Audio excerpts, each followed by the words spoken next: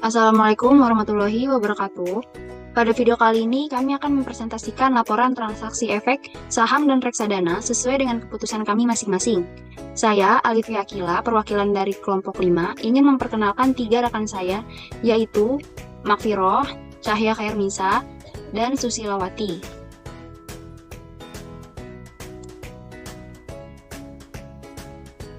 Sebelum melakukan transaksi, pastikan kita sudah memiliki akun rekening dana nasabah atau biasa kita kenal dengan RDN yang akan digunakan untuk bertransaksi. Gambar di atas merupakan konfirmasi opening account dari aplikasi yang saya gunakan dan telah berhasil dikirimkan melalui email. Sebelum melakukan transaksi, isi saldo RDN terlebih dahulu melalui rekening tabungan pribadi yang kita miliki. Di sini saya memilih saham Campina Ice Cream Industri Tbk dan saya menggunakan aplikasi Ajaib untuk bertransaksi. Yang pertama, pastikan kita sudah memiliki saldo yang cukup untuk berinvestasi. Yang kedua, pilih menu cari dan pilih menu saham, lalu cari saham yang kita inginkan. Ketiga, review saham yang akan kita beli. Jika sudah pasti, klik beli. Lalu akan muncul pilihan harga saham, banyak lot yang kita butuhkan, dan total harga secara keseluruhan. Setelah itu, klik beli. Terakhir, konfirmasi order, klik beli, transaksi selesai, dan klik lihat order atau klik portofolio untuk melihat transaksi yang sudah kita beli. Berikut adalah profil perusahaan PT Campina Ice Cream Industri Tbk. PT Campina Ice Cream Industri Tbk bergerak pada sektor industri barang konsumsi yang kegiatan utamanya meliputi industri pengelolaan ice cream. Campina selalu berinovasi untuk menciptakan kebahagiaan dan kesenangan melalui produk istimewa yang dibuat dari bahan alami, higienis, dan berkualitas. Perusahaan memproduksi produk es krim seperti es krim stick, es krim cup, es krim cone, es krim kemasan keluarga, serta kue es krim.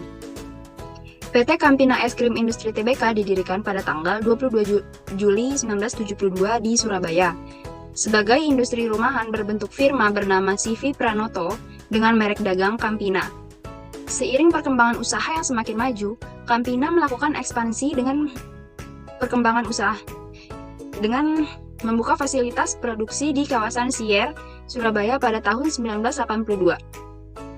Tahun 1994, Campina mengubah status perusahaan dari CV menjadi perseroan terbatas dengan nama PT Campina Ice Cream Industri Tbk. PT Campina Ice Cream Industri Tbk melakukan penawaran umum saham perdana pada tanggal 19 Desember 2017 di Bursa Efek Indonesia dengan kode emiten CAM. Di sini berikut ada beberapa data yang saya ambil dari laporan keuangan perusahaan Campina secara 5 tahun berturut-turut. Yang pertama ada net profit. Net profit yang dihasilkan sejak tahun 2018 hingga 2020 selalu mengalami peningkatan, tetapi ketika 2020 mengalami penurunan dikarenakan pandemi COVID. Lalu ada aset yang dihasilkan tahun 2018 terjadi peningkatan, tetapi ketika tahun 2020 hingga 2022, asetnya stabil tidak mengalami kenaikan ataupun penurunan. Lalu ada return on asset, ROA yang dihasilkan sejak tahun 2018 hingga 2022 selalu mengalami peningkatan, tetapi ketika 2020 mengalami penurunan dikarenakan pandemi COVID-19. Lalu ada return on equity, ROA yang dihasilkan sejak tahun 2018 hingga 2022 selalu meningkat, tetapi ketika tahun 2020 mengalami penurunan dikarenakan pandemi COVID-19. Lalu ada earning per share, EPS yang dihasilkan sejak tahun 2018 hingga 2022 per lembar sahamnya selalu meningkat, tetapi ketika tahun 2020 mengalami penurunan dikarenakan pandemi COVID.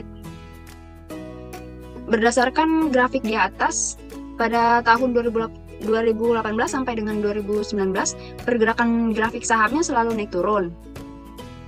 Dan pada tahun 2020, pergerakan grafik saham turun drastis dikarenakan pandemi COVID-19. Pada tahun 2021 hingga saat ini pergerakan saham mulai naik kembali walaupun belum stabil meningkatnya, tetapi sudah mulai ada perubahan yang signifikan dari tahun-tahun sebelumnya.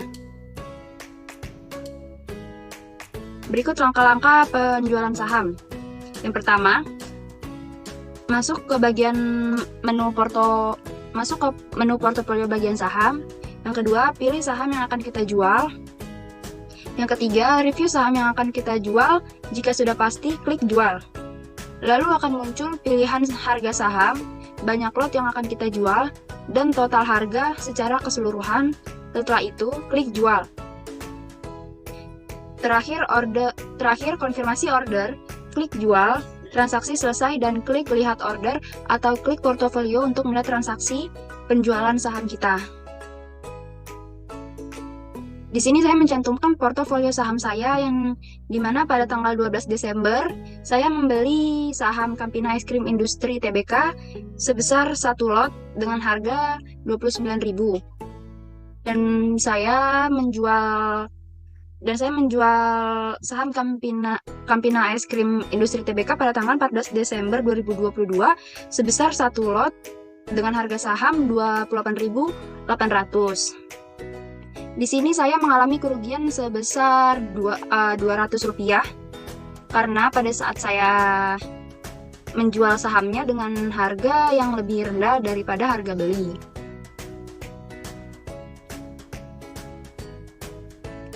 Di sini saya memilih reksadana Maybank Dana Pasar Uang dan saya menggunakan aplikasi ajaib untuk bertransaksi. Berikut langkah-langkah pembelian reksadana. Yang pertama, pastikan kita sudah memiliki saldo yang cukup untuk berinvestasi. Yang kedua, pilih menu cari dan pilih menu reksadana, lalu cari reksadana yang kita inginkan. Ketiga, review reksadana yang akan kita beli. Jika sudah pasti, klik beli. Keempat, tentukan nominal pembelian, pilih metode pembayaran, lalu klik beli. Terakhir, konfirmasi kembali saham yang akan kita beli, konfirmasi kembali reksadana yang kita beli, lalu klik beli. Transaksi berhasil dan pembayaran sukses. Berikut adalah profil perusahaan Maybank Dana Pasar Uang. Maybank Dana Pasar Uang adalah reksadana pasar uang yang diluncurkan pada tanggal 7 September 2011 dikelola oleh PT Maybank Asset Management. PT Maybank Asset Management atau biasa kita kenal dengan Maybank AM merupakan anak perusahaan dari Maybank Asset Management Group yang berada di bawah kelompok Maybank, yaitu salah satu kelompok usaha perbankan terbesar di Asia Tenggara dari sisi jumlah aset. Maybank AM mendapatkan izin sebagai manajer investasi dari Otoritas Jasa Keuangan melalui keputusan Bapepam nomor Cap/PM/PM/MI/2002 pada tanggal 21 Juni 2002. Sejak berdirinya Maybank AM telah mengelola portofolio investasi untuk nasabah institusi dan perorangan melalui reksadana dan pengelolaan dana nasabah secara individual. Total dana kelolaan per 30 Oktober 2022 adalah 2,11 triliun rupiah. Maybank Dana Pasar Uang terdaftar di 5 reksadana pasar uang dengan kinerja terbaik pada tahun 2021.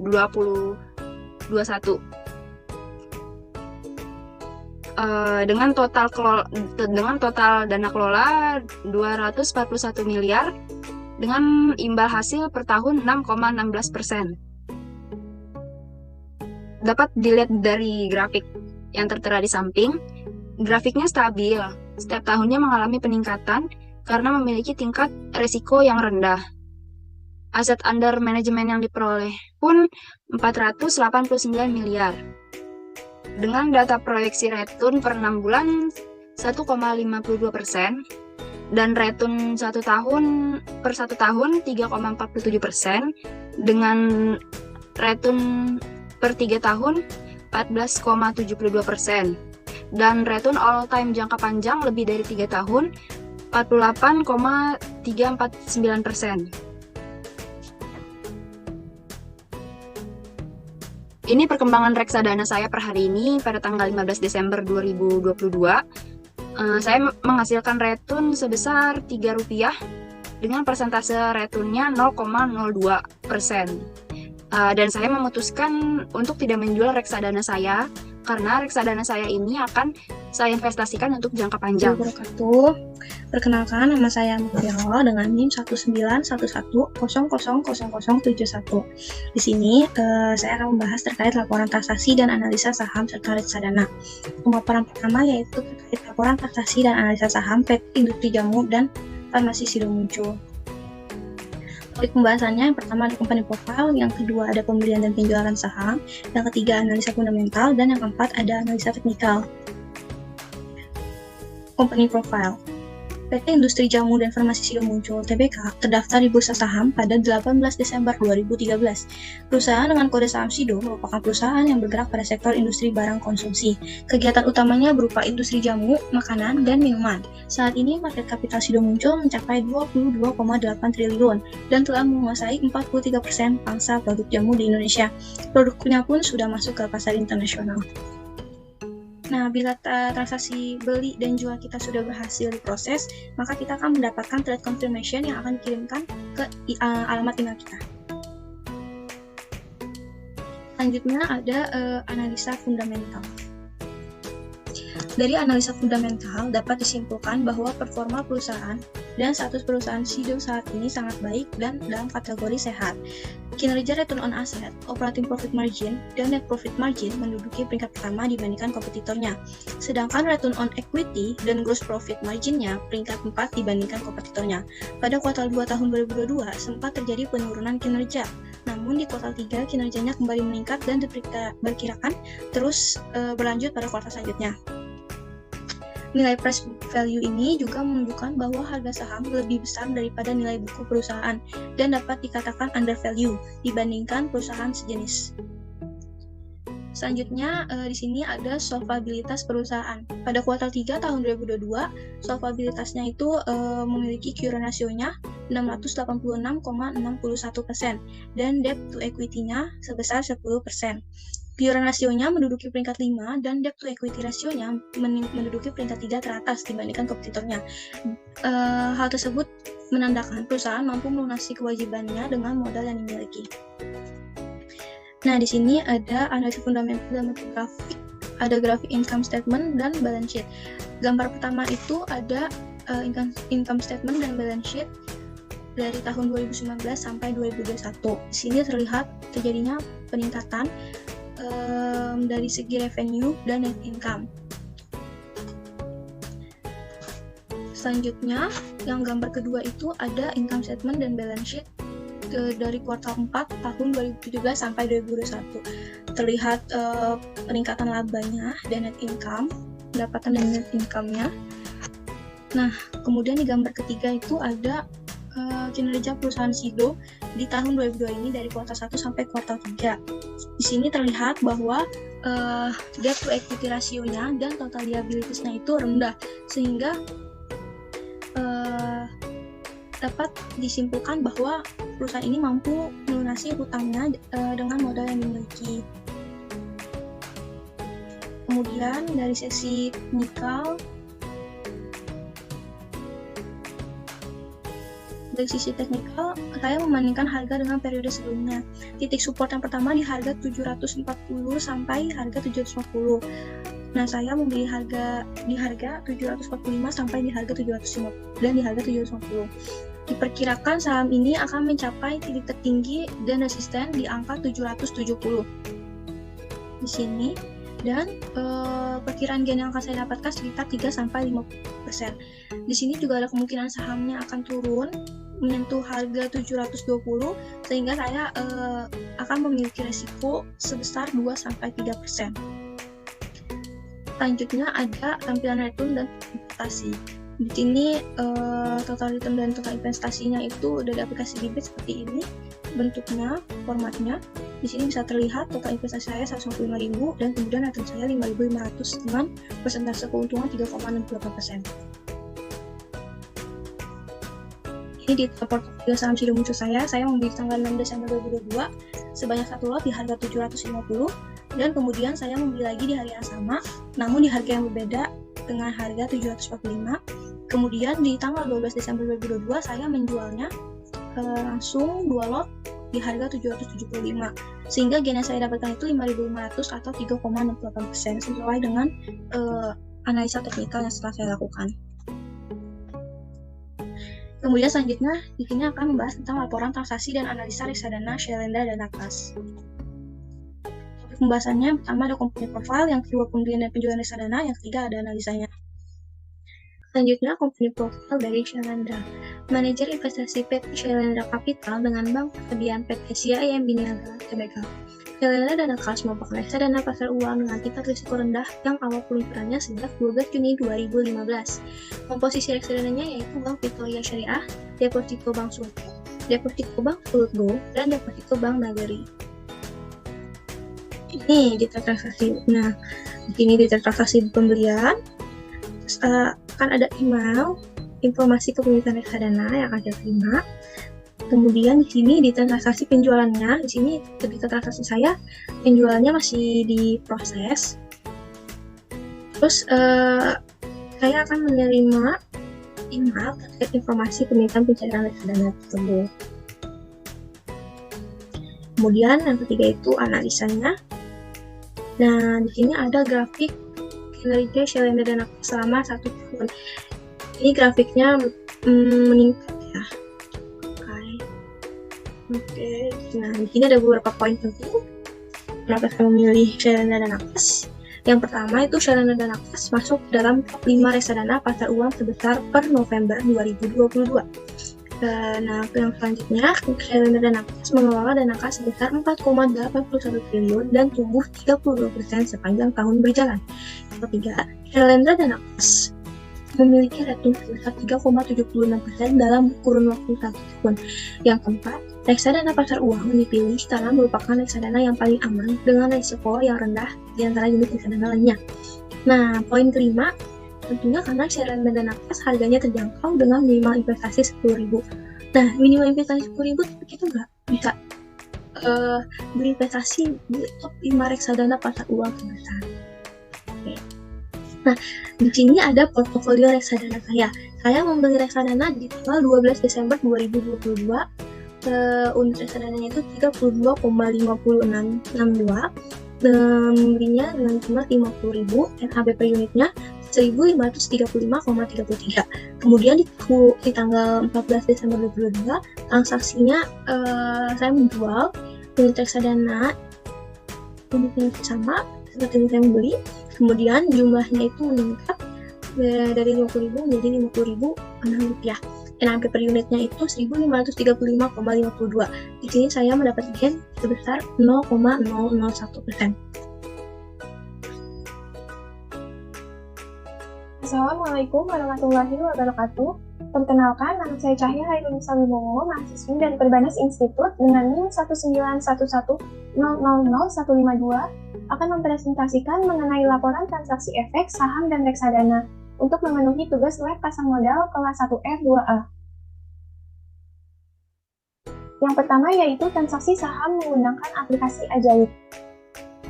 Yang pertama ada company profile PT Ciputra Development Tbk atau CTRA. PT Ciputra Development Tbk atau CTRA bergerak dalam bidang pengembangan dan penjualan real estate, apartemen, ruang perkantoran, pusat perbelanjaan, tempat rekreasi dan fasilitas, serta penyediaan layanan terkait dengan perencanaan, pengembangan, dan pemeliharaan fasilitas perumahan. Perusahaan mulai beroperasi secara komersial pada tahun 1984. Ciputra Development Tbk telah mengembangkan lebih dari 82 proyek yang terdiri dari perumahan berskala kota, apartemen, gedung perkantoran, pusat perbelanjaan, hotel, rumah sakit, dan lapangan golf yang tersebar di 34 kota di seluruh Indonesia. Berikut merupakan performa emiten selama 5 tahun. Di sini dapat kita lihat grafik mengalami naik dan turun yang cukup signifikan. Pada tahun 2020, segmen properti komersial berkontribusi sebesar 18,27% dari keseluruhan bisnis PT Ciputra Development Tbk atau CTRA. Tetapi ada penurunan sebesar minus 23,6% dari kontribusi segmen ini terhadap pendapatan CTRA di tahun 2019. Hal tersebut dikarenakan adanya pandemi COVID-19. Kinerja PT Ciputra Development atau CTRA di semester 1 atau kuartal 1 2022 sudah mumpuni. Tercatat, pendapatan CTRA mencapai 4,66 triliun di paruh pertama tahun ini. Nilai tersebut naik sebesar 15,92% dari pendapatan di periode yang sama tahun lalu yang sebesar 4,002 triliun. Pertumbuhan signifikan ini diperoleh dari penjualan netto coupling rumah hunian dan ruko dengan nilai 3,23 triliun pada kuartal 1 2022, melonjak 38,3% dibandingkan raihan periode yang sama pada tahun lalu. Penjualan lainnya didapat dari segmen kantor sebesar 327,8 miliar dan apartemen senilai 222,33 miliar. Selanjutnya, pendapatan usaha dari pusat niaga CTRA meningkat 30,57% menjadi 276,84 miliar dalam periode 6 bulan 2022. Pendapatan usaha CTRA lainnya pada kuartal 1 2022 bersumber dari rumah sakit sebesar 271,96 miliar. Hotel senilai 180,22 miliar, sewa kantor sebesar 107 miliar, lapangan golf sebesar 21,52 miliar, dan lain-lain mencapai 23,86 miliar. Sejalan dengan itu, CTRA meraih laba bersih 1 triliun atau meroket 107,83% dari periode yang sama tahun lalu. Melonjaknya laba bersih CTRA ditopang oleh beban bunga yang lebih rendah dari ekspektasi. Selanjutnya, berikut merupakan bukti pembelian saham yang saya lakukan pada tanggal 14 Desember 2022. Di sini saya membeli saham PT Ciputra Development melalui aplikasi Ajaib sebanyak 1 lot dengan nilai perolehan Rp101.000. Selanjutnya yaitu analisis fundamental PT Ciputra Development Tbk. Yang pertama, laporan keuangan Ciputra Development, termasuk pendapatan, pengeluaran, laba, dan rugi. Di sini dapat kita lihat bahwa grafik mengalami naik turun yang cukup besar.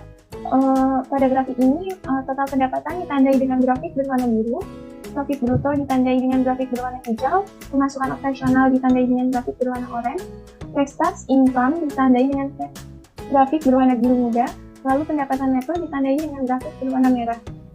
Total keuntungan CTRA untuk kuartal terakhir adalah 2,61 triliun rupiah dan 5,56% lebih tinggi dibandingkan dengan kuartal sebelumnya. Pendapatan bersih dari kuartal 3 2022 adalah 520,5 miliar dalam ribuan rupiah. Selanjutnya, posisi finansial Ciputra Development saat ini. Dalam grafik dapat dilihat turunnya cukup sedikit. Lalu total aset ditandai dengan grafik berwarna biru dan total liabilitas ditandai dengan grafik berwarna hijau. Total aset dari CTRA untuk kuartal 3 tahun 2022 adalah 41,32 triliun dalam ribuan rupiah atau 0,99% lebih tinggi dari kuartal 2 tahun 2022 sebelumnya. Dan total kewajiban meningkat sebesar 0,50% dari kuartal 3 dalam kuartal 3 tahun 2022 hingga 20,62 triliun dalam ribuan rupiah. Selanjutnya yaitu arus kas Ciputra Development. Di sini dapat kita lihat grafik naik turunnya.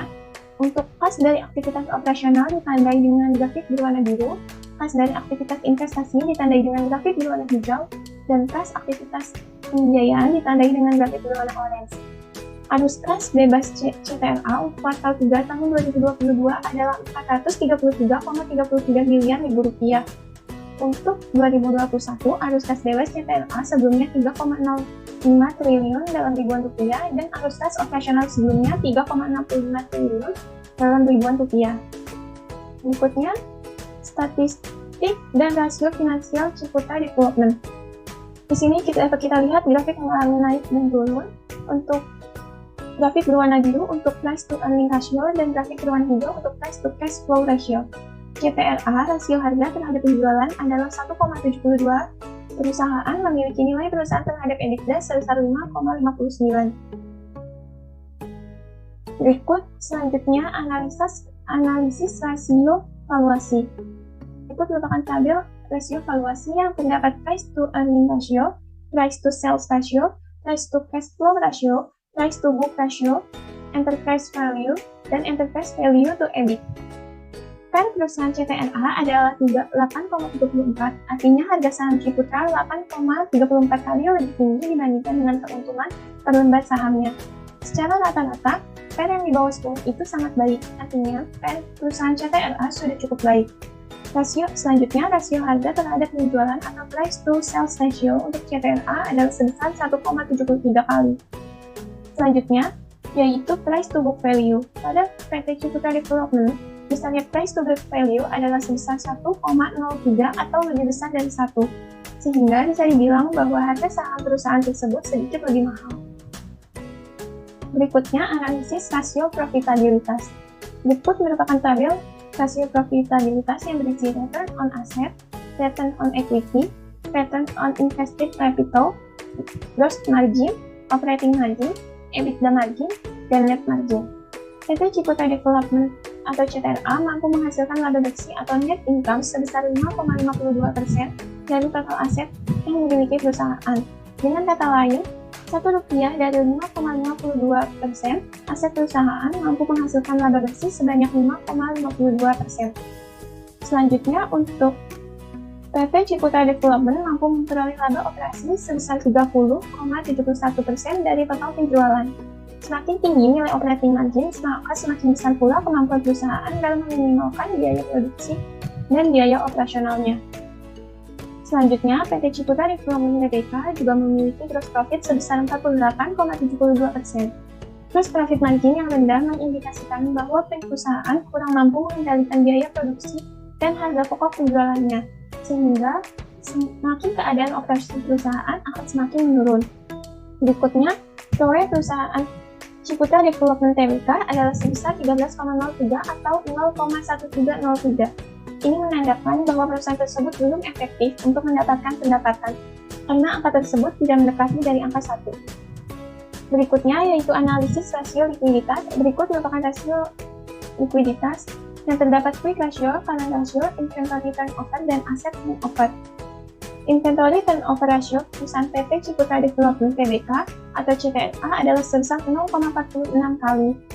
Ada banyak faktor dan aspek yang dapat mempengaruhi perputaran persediaan ini, sehingga PT Ciputra Development dapat meraih angka 0,46. Selanjutnya, nilai total aset turnover ratio perusahaan PT Ciputra Development adalah sebesar 0,27. Hal ini dapat dikatakan rendah karena mungkin saja perusahaan sedang mempersiapkan barang atau belum banyak melakukan penjualan. Berikutnya, analisis rasio solvabilitas. Berikut merupakan tabel rasio solvabilitas yang terdapat debt to asset ratio, debt to equity ratio, dan long term debt to total asset. Pada debt to asset ratio perusahaan PT Ciputra Development Tbk atau CTRA adalah sebesar 0,22 yang artinya aset perusahaan dibiayai dari ekuitas atau modal sendiri. Hal ini dikarenakan perolehannya sebesar 0,22 atau di bawah 0,5. Selanjutnya, nilai debt to equity ratio perusahaan PT Ciputra Development Tbk sebesar 0,43 yang artinya hutang CTRA 0,43 lebih banyak dari total ekuitas perusahaan. Selanjutnya yaitu analisis teknikal PT Ciputra Development Tbk atau CTRA. Di sini menggunakan indikator Moving Average Convergence Divergence atau MACD. Pada MACD, saya menggunakan indikator 12, 26, 29. MACD menghitung Exponential Moving Average atau EMA selama 12 hari dan 26 hari terakhir. Dalam saham CTRA, jika tren garis MACD jika dibandingkan garis sinyalnya, garis MACD melintang di atas garis sinyal yang menunjukkan bahwa harga aset akan memasuki zona bullish. Hal ini menunjukkan bahwa waktu yang tepat untuk investor membeli aset tersebut. Berikutnya menggunakan indikator RSI. Indikator ini mengukur pergerakan naik turun harga dengan kisaran rasio 0 sampai 100. Jika indikator RSI pada rasio 70 atau lebih besar, maka artinya suatu aset telah mengalami jenis jual atau overbought, sehingga kemungkinan besar harga akan berbalik turun atau terkoreksi. Namun, jika nilai RSI berada pada rasio 30 atau lebih kecil, maka artinya suatu aset telah mengalami jenis beli atau oversold, sehingga kemungkinan besar harga akan berbalik naik. Pada saham CTRA ini, dapat dilihat grafik atau indikator RSI berada pada rasio 52, yaitu pada posisi tengah-tengah yang artinya netral. Berikut merupakan bukti penjualan saham yang saya lakukan. Saya melakukan penjualan saham pada tanggal 15 Desember 2022 sebanyak 1 lot dengan harga Rp100.000. Selanjutnya berikut merupakan portofolio saham. Saya melakukan transaksi pembelian pada tanggal 14 Desember 2022 pada saham PT Ciputra Development Tbk atau CTRA sebanyak 1 lot dengan harga 1.010. Pada tanggal 15 Desember 2022, PT Ciputra Development Tbk, saya melakukan penjualan sebanyak 1 lot dengan harga 1.000. Profil Super Invest Saria Money Market Fund. Super Invest Saria Money Market Fund memiliki bank kustodian pada Bank HSBC Indonesia yang telah beroperasi sejak tahun 1989 di Indonesia. PT Bank HSBC yang merupakan bagian dari HSBC Group telah mendapatkan persetujuan dari OJK untuk menjalankan kegiatan usaha sebagai bank kustodian di bidang pasar modal.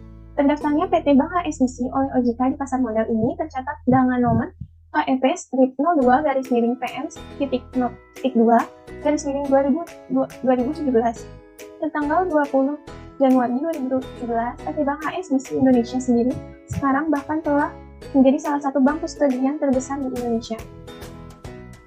Berikut merupakan performa reksadana selama beberapa tahun. Dapat dilihat grafik terus mengalami kenaikan, yang artinya kecenderungan reksadana Super Invest Money Market Fund mengalami all-time high. Lalu, untuk rebound dalam 1 tahun sebesar 0%, artinya tidak pernah mengalami penurunan NAV per unit, harga NAV per unit. Kemudian, expense to ratio Super Invest Sharia Money Market Fund mencapai angka 0,95%. Hal ini sudah cukup baik karena expense ratio terbaik adalah di bawah 1%, hingga mendekati 0. Expense ratio sendiri yaitu merupakan seluruh biaya yang digunakan oleh manajer investasi untuk mengelola reksadana dibagi dengan rata-rata aset investasi dalam waktu 1 tahun. Berikut merupakan bukti pembelian reksadana yang saya lakukan. Saya melakukan pembelian ini pada tanggal 11 Desember 2022 sebanyak Rp100.000 pada reksadana Syariah Super Invest Sharia Money Market Fund dengan jumlah unit yaitu 78 dengan harga NAV per unit 1.268,71. Berikut merupakan portofolio reksadana. Saya melakukan transaksi pembelian pada tanggal 11 Desember 2022 pada reksadana Super Invest Saria Money Market Fund sebanyak Rp100.000 dengan unit 78,8202 dengan NAV per unit 1.268,71. Lalu pada 15 Desember 2022, yaitu saat ini, perkembangan reksadana Super Invest Saria Money Market Fund, saya sudah mencapai Rp100.009 dengan unit 78,8202. Di sini saya tidak melakukan penjualan reksadana yang saya lakukan, jadi saya hanya melakukan pembelian saja. Jadi reksadananya akan terus berkembang seiring dengan berjalannya waktu. Assalamualaikum warahmatullahi wabarakatuh. Perkenalkan, nama saya Susilawati, NIM 19110000195. Pada kesempatan ini saya akan memaparkan laporan transaksi efek saya terkait dengan saham dan reksadana untuk memenuhi tugas mata kuliah Pasar Modal dan Lab dengan dosen pengampu Ibu Dr. Desi Adelin, SE, MPD, MAK.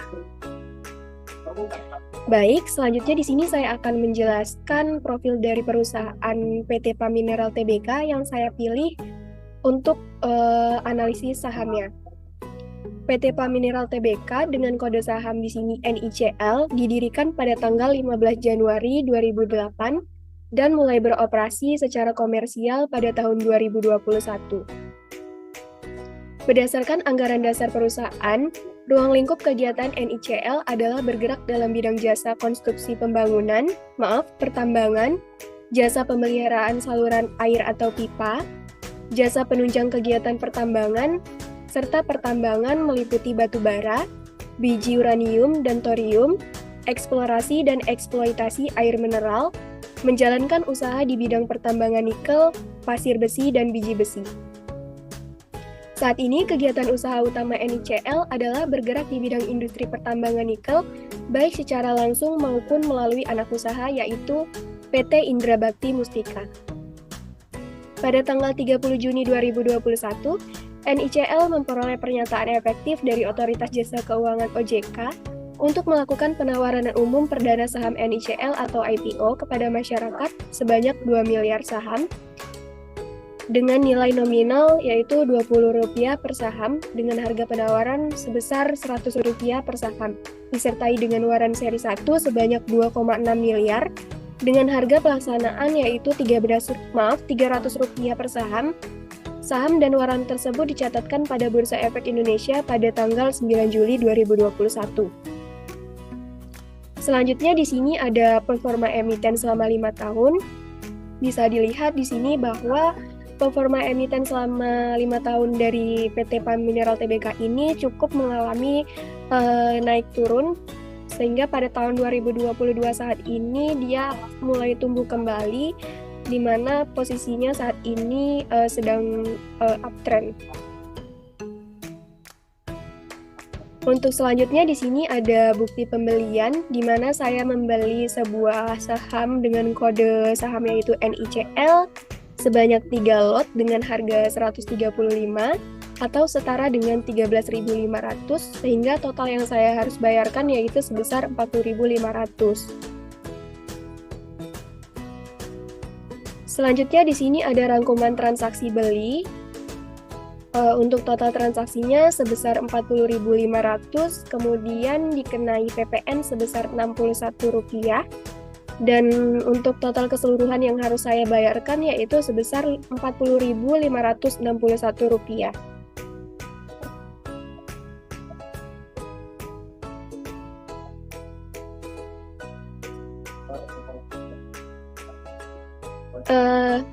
Selanjutnya di sini saya akan menjelaskan mengapa saya memilih saham NICL berdasarkan analisis fundamental saat ini. Dilihat dari performansnya di sini ROE pada kuartal 1 dan kuartal 2 mengalami peningkatan, sedangkan di kuartal 3 mengalami penurunan yaitu sebesar 66,2%. Namun jika dilihat jumlah hasilnya pada 3 kuartal tersebut di atas 15%, yaitu sekitar 19,6%, yang mana apabila ROE di atas 15% menunjukkan performa perusahaan yang baik. Kemudian jika dilihat dari ROA-nya, di sini dari kuartal 1 sampai dengan kuartal 3 mengalami peningkatan, maka di sini dapat menunjukkan bahwa kemampuan perusahaan untuk mengelola asetnya dalam memperoleh labanya semakin bagus. Selanjutnya jika dilihat dari NPM itu mengalami penurunan di kuartal 2, kemudian naik lagi di kuartal 3. Dengan demikian dapat disimpulkan bahwa profitabilitas perusahaan cukup baik.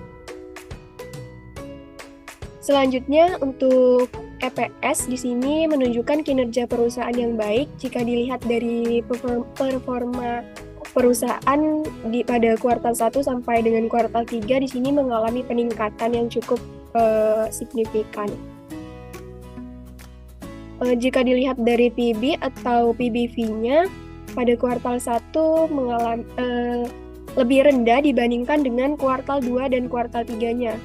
Dalam hal ini PB atau PBV NICL ini dinilai terlalu tinggi karena lebih dari 1 kali evaluasi perusahaan.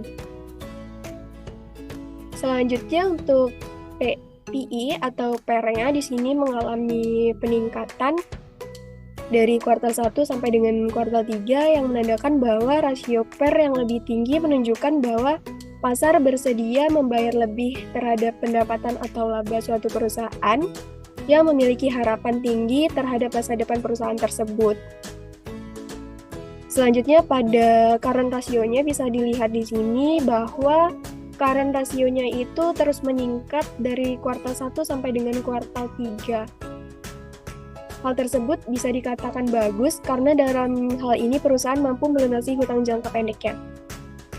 Kemudian jika dilihat dari DER, di sini untuk kuartal 1 sampai dengan kuartal 3 mengalami penurunan. Artinya di sini hutang perusahaan saham NICL tidak lebih besar daripada modalnya. Nah, hal tersebut dikatakan baik karena dalam hal ini perusahaan mampu menutup hutang perusahaan dengan baik.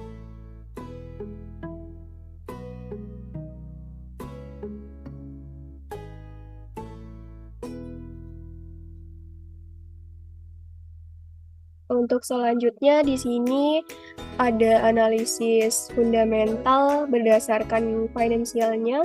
Dilihat dari income statement dari 5 tahun terakhir, di sini kita bisa melihat bahwa pendapatan dari perusahaan atau saham NICL ini meningkat di tahun 2021 dan memperoleh net income-nya di sini meningkat dibandingkan dengan tahun-tahun sebelumnya. Kemudian dilihat dari balance sheet-nya di sini total aset dari perusahaan PT PAM Mineral ini dia mengalami peningkatan yang cukup signifikan pada tahun 2021, kemudian total liabilities-nya sendiri mengalami penurunan di tahun 2021, dan ini menunjukkan bahwa perusahaan kinerjanya cukup baik. Selanjutnya di sini analisis fundamental berdasarkan finansial, namun dilihat dari segi kuartal di tahun 2022. Di sini kita lihat bahwa di kuartal 1 untuk revenue atau pendapatannya cukup baik, dan untuk pendapatan terbesarnya yaitu di kuartal 2 tahun 2022, namun di kuartal 3 cukup mengalami penurunan untuk pendapatannya, dan juga untuk net income-nya sempat sedikit mengalami penurunan. Kemudian jika dilihat untuk di sisi balance sheet di sini, untuk total aset di kuartal 2 di sini lebih besar dibandingkan dengan kuartal 1 dan kuartal 3. Untuk total liabilities-nya di sini bisa dilihat bahwa di kuartal 3 ini mengalami penurunan di sini sekitar 14% untuk debt to equity ratio-nya.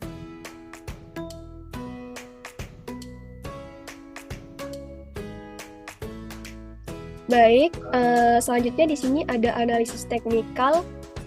Selain menggunakan analisis fundamental, saya juga menggunakan analisis teknikal. Di sini saya menggunakan indikator moving average. Bisa kita lihat saat harga saham di atas garis moving average, berarti itu adalah uptrend. Namun apabila harga sahamnya berada di bawah garis moving average atau MA, maka disebut downtrend. Jika dilihat di sini, pergerakan garis dari moving average dan harga sahamnya saat ini naik turun, bisa dikatakan saat ini sedang sideways. Namun untuk pergerakannya di sini, untuk pergerakan garis MA-nya ini mengarah ke atas, bisa untuk kedepannya bisa dikatakan akan uptrend. Selanjutnya di sini analisis teknikal saya menggunakan 2 indikator gabungan, yaitu berdasarkan moving average dan juga moving average eksponensial. Untuk garis orange di sini kita bisa lihat bahwa IMA atau moving average eksponensial pergerakannya lebih sensitif. Artinya saat ada kenaikan IMA akan naik duluan daripada MA-nya atau moving average-nya, dan apabila terjadi penurunan maka terjadi juga seperti itu.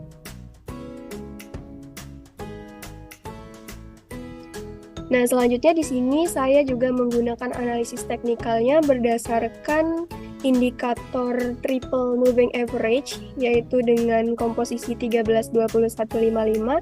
Mengapa saya menggunakan komposisi 13-21-55? Karena saat ini saya sedang untuk tradingnya ini dalam jangka waktu pendek. Jadi saya menggunakan komposisi 13, 21, dan 55.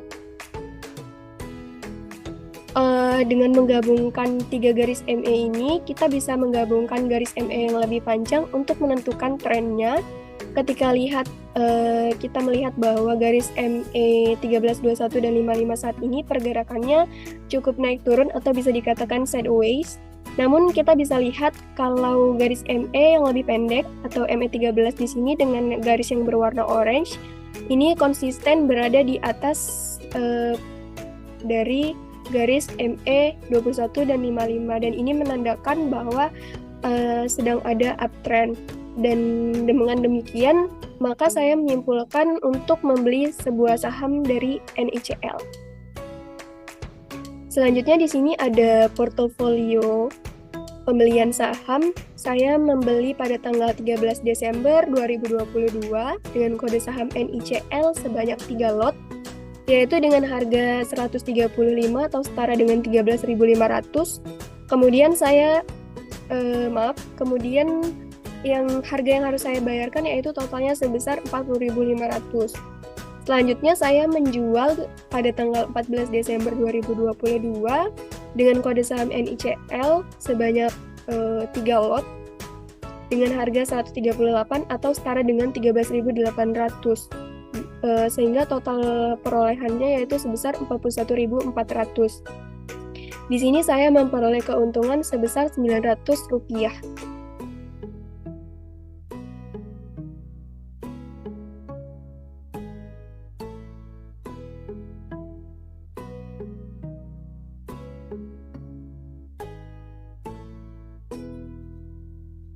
Untuk selanjutnya di sini ada video tutorial pembelian saham.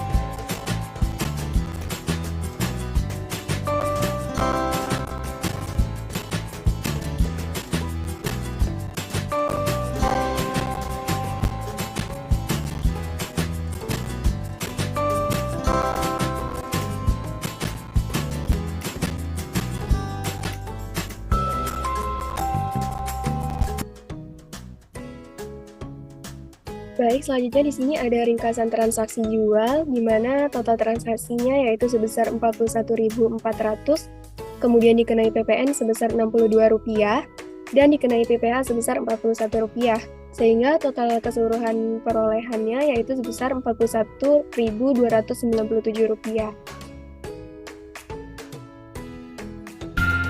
Selanjutnya di sini ada video tutorial penjualan saham.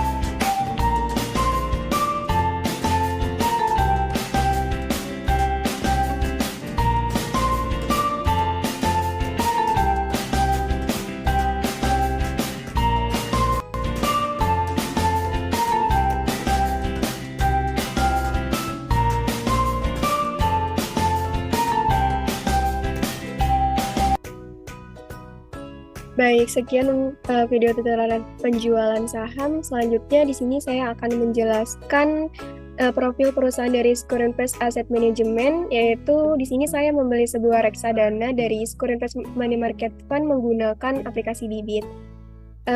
Baik, saya akan menjelaskan profil perusahaannya terlebih dahulu. Di sini PT ScoreInvest Asset Management berdiri sejak tahun 1997 dan memperoleh izin serta diawasi oleh OJK tertanggal 1 Juni 1999. PT ScoreInvest telah bertransformasi menjadi butik aset manajemen yang melayani para nasabah yang berfokus pada tujuan investasi pada profil resiko yang sesuai melalui kapitalitas investasi yang luas dan unik untuk para nasabah. Reksadana ScoreInvest Money Market Fund merupakan reksadana berbentuk kontrak investasi kolektif berdasarkan Undang-Undang Nomor 8 Tahun 1995, yaitu tentang pasar modal.